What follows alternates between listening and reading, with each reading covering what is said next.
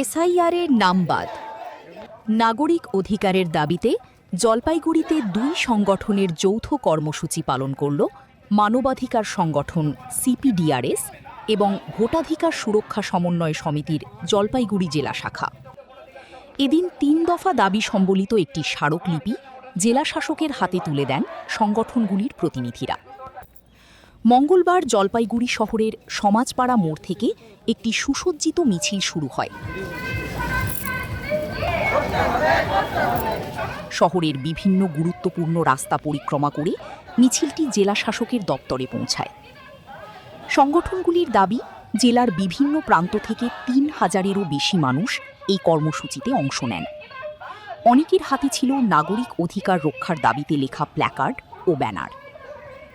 সিপিডিআরএসের জলপাইগুড়ি জেলা কমিটির আহ্বায়ক আইনজীবী দ্যুতি রায় জানান, প্রায় ৩৫ লক্ষ ভোটারের নাম বাদ গিয়েছে এবং ২৭ লক্ষর ওপর ভোটারের নাম এখন পর্যন্ত ট্রাইব্যুনালে বিচারাধীন।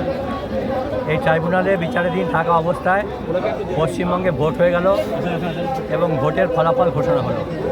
আমরা প্রথম থেকেই বলে এসেছি যে একজন নাগরিকও যদি বৈধ ভোটার থাকে, সেই বৈধ ভোটারকে বাদ দিয়ে নির্বাচন হতে পারে না। তা সত্ত্বেও পশ্চিমবঙ্গে নির্বাচন হয়েছে, নির্বাচনের ফল ঘোষণা হয়েছে, সরকার গঠন হয়েছে। এরপরে আমাদেরকে আশ্বস্ত করা হয়েছিল সুপ্রিম কোর্ট এবং বিভিন্ন কোর্ট এবং বিভিন্ন প্রশাসনিক সংস্থার থেকে যে ট্রাইব্যুনালের কাজ দ্রুত সম্পন্ন করা হবে এবং কারা বৈধ ভোটার এবং কারা বৈধ ভোটার না সেটা দ্রুত নিশ্চিত করা হবে। কিন্তু আমরা অবাক হয়ে লক্ষ্য করলাম যে ভোট পরবর্তীকালে সেই ট্রাইব্যুনালের কাজের বিন্দুমাত্র অগ্রগতি হয়নি।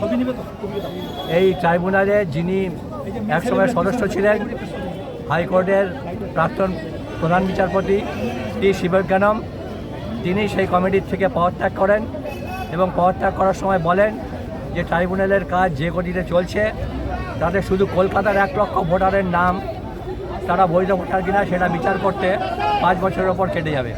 ফলে এই কমিটিতে থাকার কোনো মানে হয় না।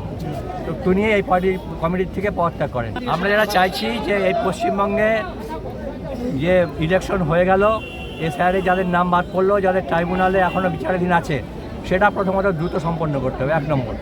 2 নম্বর হলো ট্রাইব্যুনালে যাদের নাম ট্রাইব্যুনালের পরেও বাদ পড়লো তাদের কোর্টে আত্মপক্ষ সমর্থনের সুযোগ দিতে হবে। এবং ট্রাইব্যুনালে যেটা করা হচ্ছে, কেন এসআইআরে তাদের নাম বাদ গেল এখন পর্যন্ত কোনো ব্যক্তি বা কোনো ভোটারই সেটা জানে না। সেটা তাদেরকে জানাতে হবে কেন এসআইআরে তাদের নাম বাদ পড়েছে এবং তাদের আত্মপক্ষ সমর্থনের সুযোগ দিতে হবে। এবং যতদিন পর্যন্ত ট্রাইব্যুনালের কাজ সম্পন্ন না হচ্ছে ততদিন পর্যন্ত কোনো সরকারি যে সুযোগ সুবিধা তাদের যাতে কোনো অবস্থাতেই কোনো সরকারি যে সমস্ত সার্ভিস আছে তার থেকে তারা বঞ্চিত যাতে না হয়।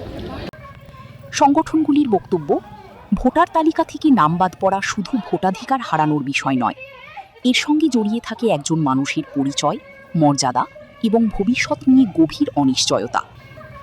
বহু পরিবার দীর্ঘদিন ধরে প্রশাসনিক জটিলতার কারণে উদ্বেগ ও মানসিক চাপের মধ্যে দিন কাটাচ্ছেন।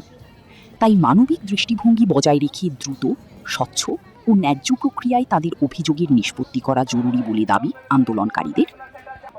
এদিনের কর্মসূচিতে আইনজীবী পারভেজ আলম, সাদ্দাম হোসেন, সুজয় লোধ, জিয়াউল রহমান সহ একাধিক ব্যক্তি নেতৃত্ব দেন বলে সংগঠন সূত্রে জানানো হয়েছে।